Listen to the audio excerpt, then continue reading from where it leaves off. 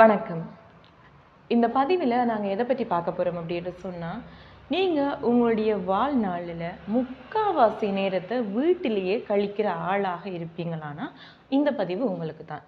அதாவது ஒரு பெண்ணாக இருந்தாலும் சரி, ஆணாக இருந்தாலும் சரி, நீங்கள் ரொம்ப நேரமாக அதாவது உங்களுடைய வாழ்நாளில் நிறைய நேரத்தை நீங்கள் வீட்டிலேயே கழிக்கிறீங்க அப்படின்னு சொன்னால் உங்களுக்கு என்ன நடக்கும் அப்படின்ற விஷயம் உங்களுக்கு தெரியுமா?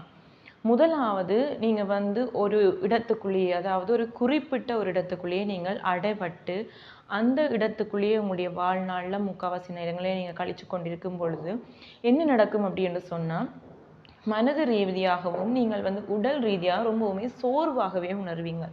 ஏனென்றால் உங்களுக்கு செய்கிறதுக்காக எந்த வேலையுமே இருக்க போகிறது கிடையாது.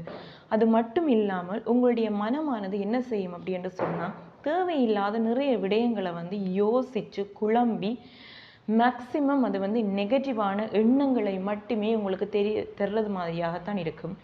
ஸோ அதனால் எப்போவுமே உங்களுக்கு எதிர்மறையான எண்ணங்களாகவே அந்த ஆற்றல் தான் உங்களுக்கு வெளிப்பட்டு கொண்டிருக்கும். இதை சைக்காலஜியில் ஒரு விஷயம் சொல்கிறாங்க. அதாவது மென்டல் ருமினேஷன் அப்படின்னு சொல்கிறாங்க.